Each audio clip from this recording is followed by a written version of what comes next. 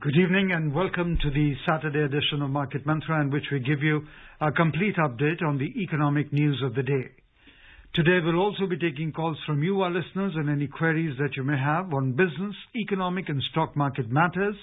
But do remember that we don't address stock or company-specific queries. The numbers to call us on are 2331 4444, 2371 7106 or 2371 7117. And those of you who would be calling us from outside Delhi, please prefix 011. My name is Rajesh Lake and with me is my co-anchor in Hindi, Amrish Saxena. नमस्कार। आर्थिक खबरों के कार्यक्रम market मंत्र में आपका स्वागत है। रोज की तरह आज भी हम ताजा आर्थिक समाचार आप तक लाएंगे।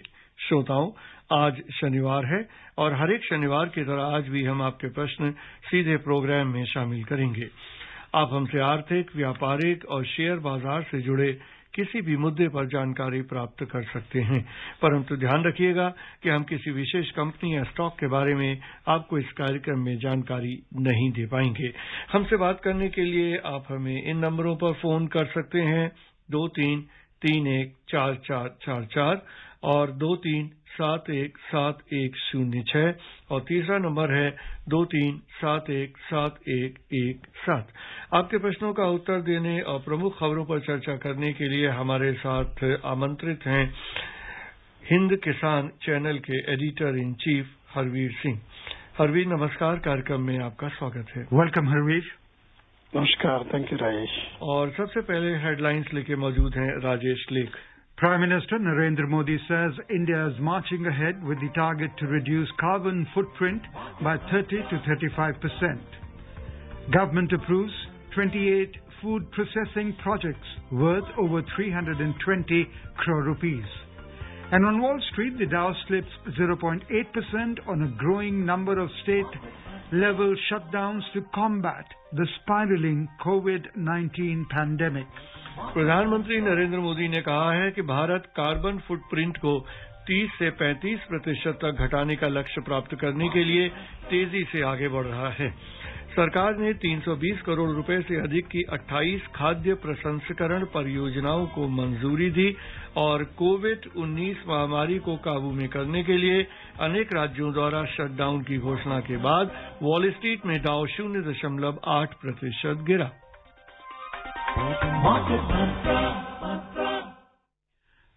Prime Minister Narendra Modi has said that the global energy sector is witnessing a sea change due to the current pandemic, and this will create a huge opportunity for growth, entrepreneurship and employment in the Indian energy sector.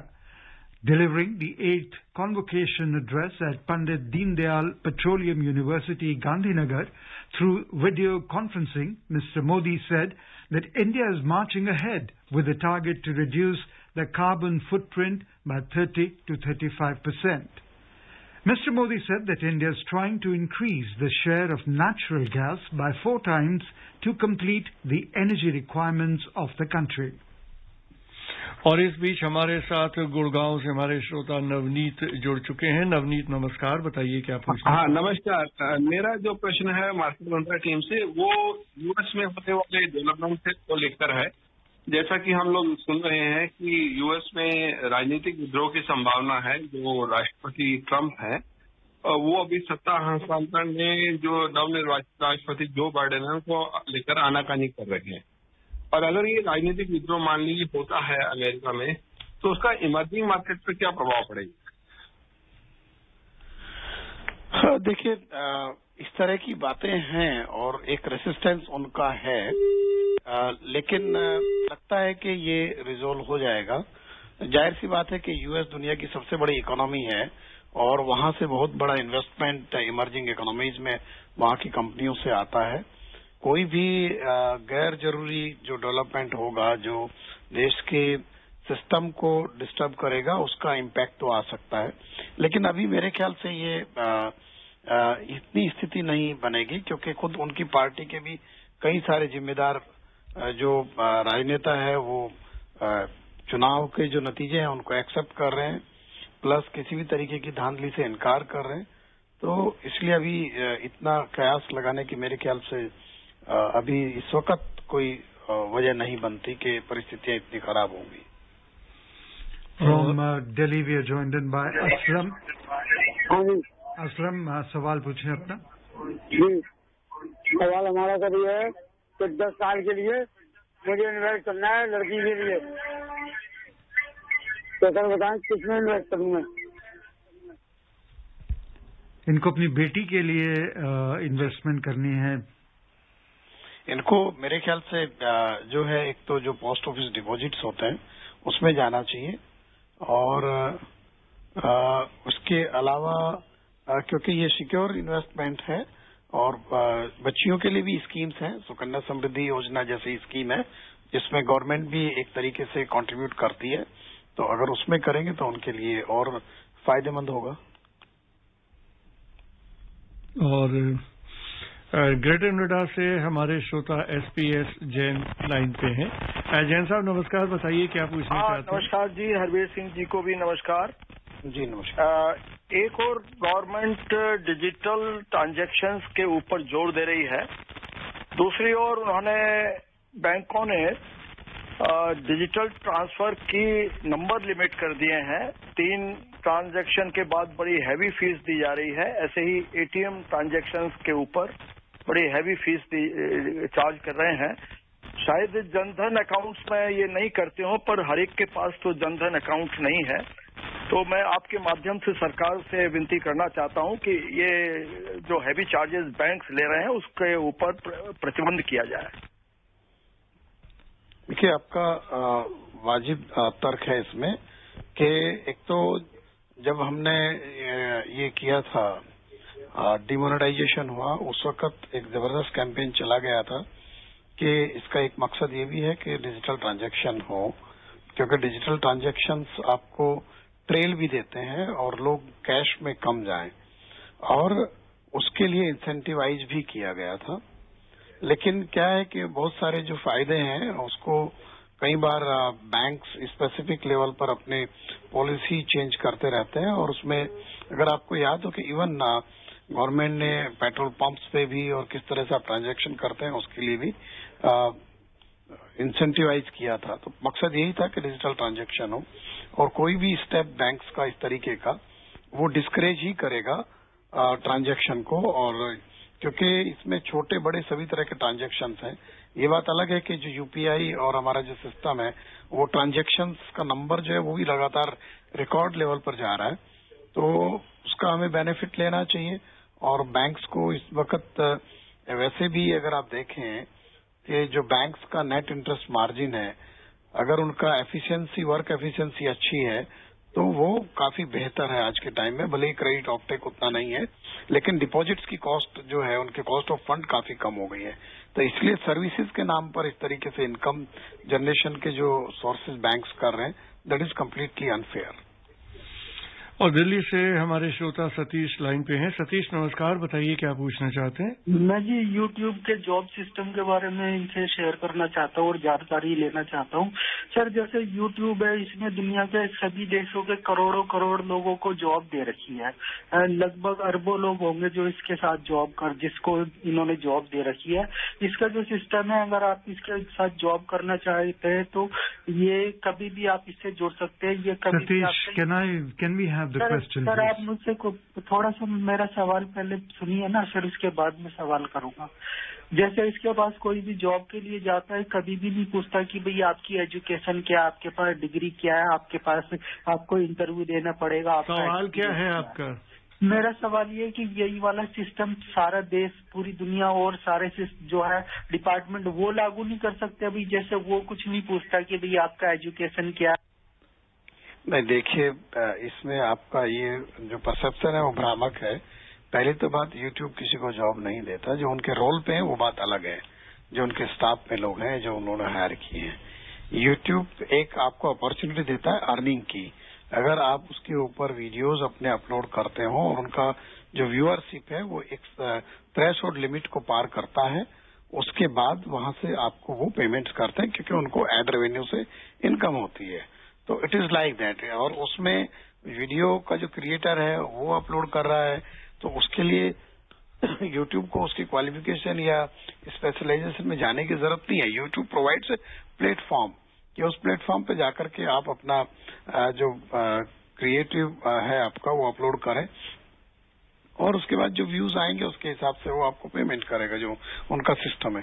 तो इसलिए ये नहीं कह सकते कि वो job देते हैं और वो एजुकेशन नहीं पूछते और बाकी भी फॉलो करें। That is not the way, वो तो संभव ही नहीं है। From Hyderabad, we are joined in by Ajay. Ajay, we welcome you. Hello. Yeah, you're welcome, Ajay. Please ask your question. मेरा नाम अजय है, मैं हैदराबाद से बात कर रहा हूँ। ये मेरा भाई का शेयर्स पहले फिजिकल फॉर्म में था, वो शेयर्स डिजिटल करवाने के लिए मेरे नाम पे ट्रांसफर कर दिया था। मैं वो डिजिटल करवाने के लिए मेरा डीमैट अकाउंट वालों को भेजा था, फॉर्म फिल करके वो पूरा सर्टिफिकेट उसको भेजा था। वो कम से कम 2 साल हो रहा है, अभी तक मेरा अकाउंट में नहीं आ रहा है। इसके लिए मैं क्या करूं? देखिए, ये तो जो जिस एडवाइजरी जिस सर्विस से आपने लिया है, एक तो उससे आपको फॉलो अप करना चाहिए, अदरवाइज आप उनका कंप्लेंट कर सकते हैं। और क्योंकि अगर वो उसको आपको अपडेट नहीं दे रहे हैं तो आप सेबी में कंप्लेंट कर सकते हैं, बिकॉज उन सबका तो रेगुलेटरी सिस्टम जो है वो सेबी के पास है। Okay. From Pune, we are joined in by Satish. We welcome you, Satish. Hello. I am Satish from Pune. Yes, please. Good afternoon, sir. Yes. My question is that due to lockdown, persons cannot go physically in the banks, but banks are asking that you should come in the bank personally or dormant account. Means bring your Aadhaar card, PAN card, locker account and saving account. So what? It is not sufficient that we can send it by email, etc. Hello. जी, देखिए, actually in some cases some private banks are applying these kind of applications. There is no need to go to the bank. You can provide your KYC through certain apps or application by uploading your Aadhaar card and some other required documents there. But definitely some banks are asking to be any customer to be in the bank physically, because in case of dormant account they need your verification of your KYC with all the documentation, original documents and all. That's why you need to go. But some private banks are not making it necessary. They are doing this online or through applications. और यहाँ पर हम market मंत्रा कार्यक्रम में लेते हैं एक छोटा सा कॉमर्शियल ब्रेक। बड़े भैया, इस कहावत को जरा एक्सप्लेन तो करिए कि पैसा पैसा जोड़ के बन जाए रुपया। सिंपल है छोटे, कि इन्वेस्टमेंट थोड़े से पैसों से भी शुरू हो सकता है भैया। ओहो, तो ये बात है।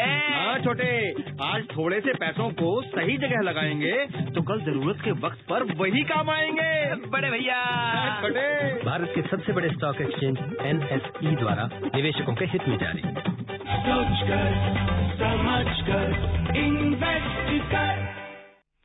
Welcome back to Market Mantra. We have Harvesh Singh, Editor-in-Chief, Hind Kisan, with us. If you have any question to ask on business, economic and stock market matters, then do give us a call at 2331-4444, 2371-7106 or 2371-7117. और इस बीच दिल्ली से हमारे श्रोता पंकज हमारे साथ जुड़ चुके हैं। पंकज नमस्कार, बताइए क्या पूछना चाहते हैं? नमस्कार सर, मार्केट मंत्रा टीम को मेरा बहुत बहुत नमस्कार। नमस्कार। दिवाली की शुभकामनाएं आपको भी। सर, बड़े क्वेश्चन है, पता नहीं, अब ये आपकी बात ठीक है कि हमें सेबी को ही अप्रोच करना चाहिए हर चीज के लिए, पर जो फिजिकल शेयर्स वाले हैं वो परेशान है, शायद वो कहीं आपके माध्यम से उसको नेशन को या कहीं सेबी को या IEPF को कहना चाहते हैं कि जिन्होंने 30-40 साल से पैसा लगा रखा है मार्केट के अंदर, जिन्होंने उस समय पैसा लगाया जब मार्केट को कोई पूछता नहीं था, तो उनकी इतनी बुरी हालत क्यों है? सर, मेरे को एंटाइटलमेंट मिल गया, फिर मदर का ट्रांसमिशन था, उन्होंने उस समय वो फिजिकल नहीं करा पाए, हेल्थ प्रॉब्लम थी उन लोगों को, तो वो एंटाइटलमेंट लेटर मिलने के बाद भी आईपीएफ में बहुत फॉर्मेलिटीज हैं सर, इतना बुरा हाल है उसका। मतलब हम आपके माध्यम से ये कह सकते हैं, आप नहीं कुछ कर सकते, बट हम ये कह सकते हैं कि तो कुछ एक सिंगल विंडो बनाए, वहां हमसे जो चार्जेस लेना चाहते हैं, हमारा गला काट दें, ले ले, पर दर दर भटकने के बाद तो भीख मांग रहे हैं। हालत तो वही है हम लोगों की, आप लोग शायद बुरा लग रहा होगा इसको सुनने में, बट बहुत बुरी हालत है सर। ओके, हमने आपका पॉइंट समझ लिया है। हरवीर, कोई ये रिड्रेसल के लिए कहीं तो कुछ हो सकता है ना? No, actually, the way we are getting the questions, we already have two questions on this issue. It shows that our redressal process is not very basically investor friendly, and a lot of lack of awareness, and basically this is the responsibility of the Ministry of Corporate Affairs as well as SEBI to start a campaign, awareness campaign, to make people aware if the 10 type of problems comes there, so which problem needs to be addressed which way, so that, because any investor is important for the stock market, not only stock market, but for the economy, because if money comes for investment for the projects or greenfield projects or all economic activities, that is always useful. We need investment, and investment comes from the savings of the common man. Then our economy grows. Always there is a focus to increase the saving rate, because there is a surplus money to invest for further economic development. So if an investor is deprived and his redressal is not being addressed properly and he doesn't know where to go, so this is the problem in the system. What kind of this thing, we have a lot of campaign by SEBI or stock exchanges and Ministry of Corporate Affairs. Everything is digitalized. But despite digitalization, there are many problems. You have to face uploading of the documents, and then a lot of clarity is required. How many documents you need, which way, and sometimes within few months some rules get changed by these organizations and departments. So every investor or common man is not aware about that. So it is the responsibility of the SEBI and Ministry of Corporate Affairs to start a campaign through newspapers, media, and TV, radio, all kind of means of communication. So it is a very important aspect. Okay, joining us from Mumbai, we have Ratnakar with us. Ratnakar, we welcome you. Ratnakar, सवाल पूछें. Hello, good evening sir. Good evening, सवाल पूछें. मेरा सवाल है कि already ये Friday तक मार्केट ऑल टाइम हाई है, तो ऐसे स्थिति में समझो मेरे पास जो स्प्लिट्स है मार्केट के जो शेयर्स है, उसमें 5-6 शेयर्स में अच्छा खासा प्रॉफिट हो रहा है, तो better I should book profit and hold cash in hand, और better when market downward then I can buy it.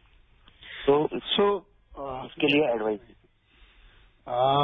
It depends when you enter the market, and definitely if you are at the stage of making booking the profit, it depends on individual stock also.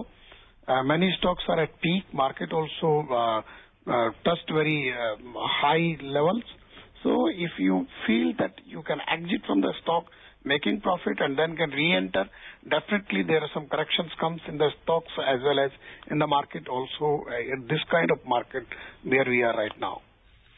और मोदीनगर से हमारे श्रोता Ashok line पे, उनसे अनुरोध है कि थोड़ी सी प्रतीक्षा करें, तब तक हम लेते हैं आज की दूसरी हेडलाइन स्टोरी. सरकार ने 320 करोड़ रुपए से अधिक की 28 खाद्य प्रसंस्करण योजनाओं को मंजूरी दी है. खाद्य प्रसंस्करण उद्योग मंत्रालय ने इन परियोजनाओं के लिए 107 करोड़ रुपए का अनुदान दिया है. अंतर मंत्रालय मंजूरी समिति ने खाद्य प्रसंस्करण और संरक्षण क्षमताओं का सृजन और विस्तार योजना के अंतर्गत इन योजनाओं को स्वीकृति प्रदान की. इन परियोजनाओं का लाभ 10 राज्यों के 10,000 से अधिक लोगों को रोजगार देने के लिए किया जाएगा.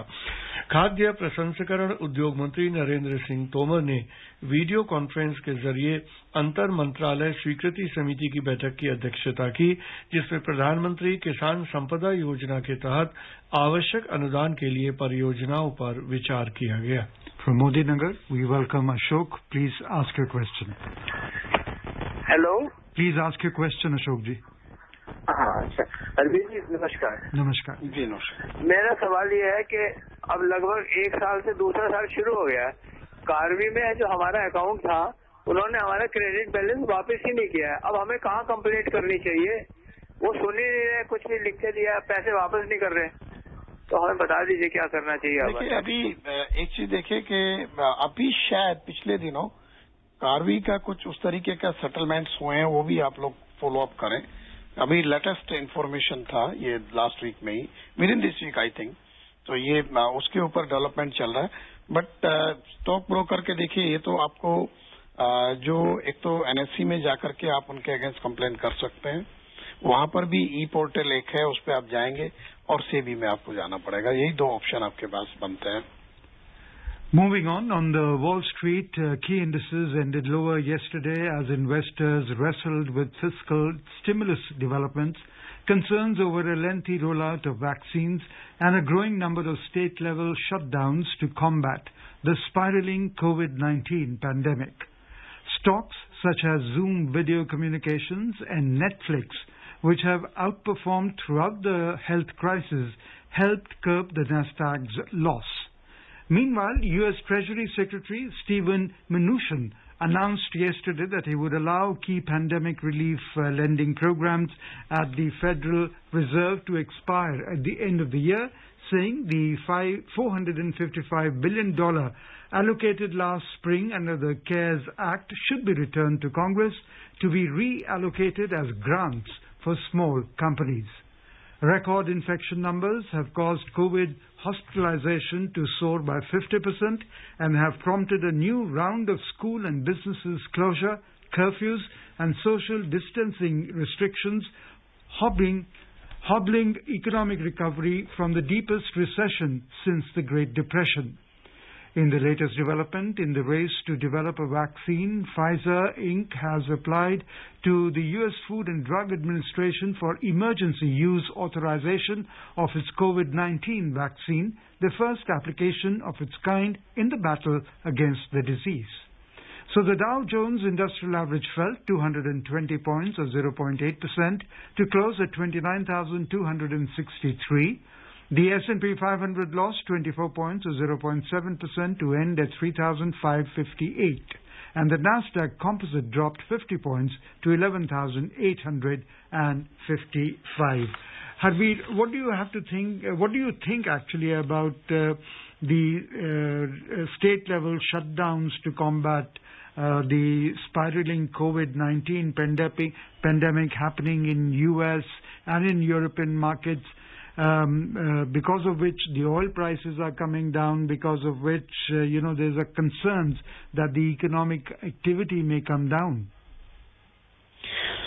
Yes, Rajesh, it is a very serious concern because the way COVID, new waves spike, number of infection and deaths is very alarming. And even in the first wave, these countries were able to control, and this graph was flattening, but now the numbers are really alarming, and now schools are being closed down, and definitely there will be an impact on economic activities because lockdowns and shutdowns are happening. But there is a hope that now these vaccines are almost in the last stage of the approval, like Moderna and this Pfizer, and one more vaccine is there in the line. So, and there is some expectation that within this year, in December sometime, then approval will come and vaccination will start. These are the hope basically, because efficacy level is up to 95% of these vaccines. But it will depend that how vaccination will go ahead. But definitely at this stage, things are not really good, and this pandemic is disturbing a lot of things.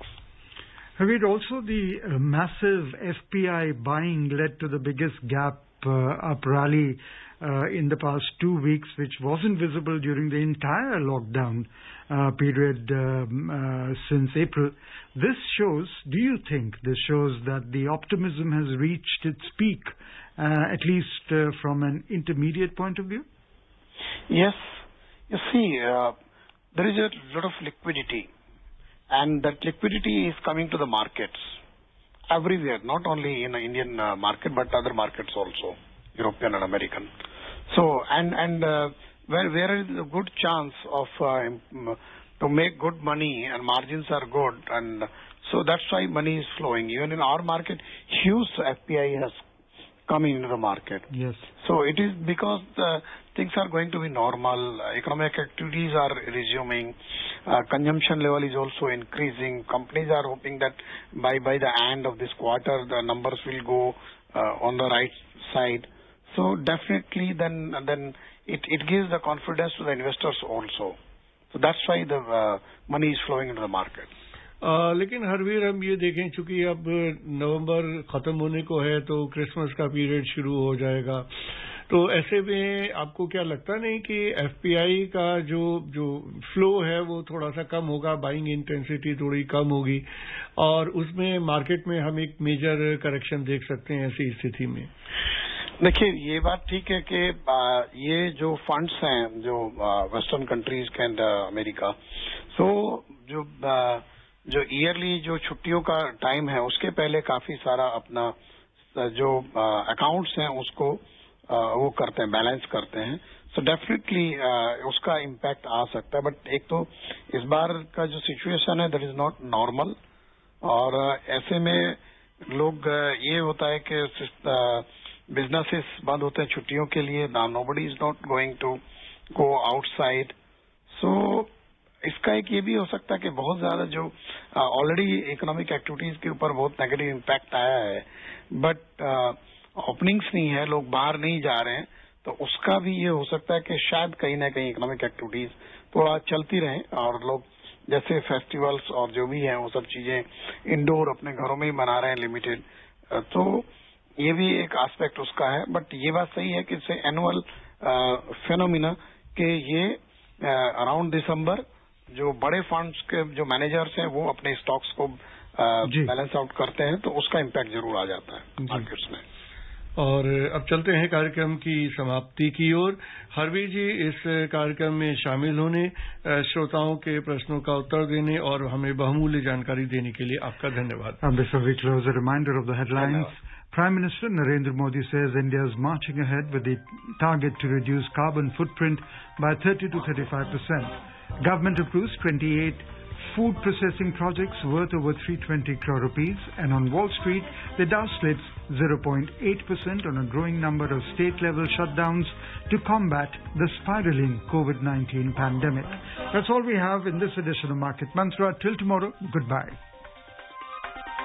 Market Mantra.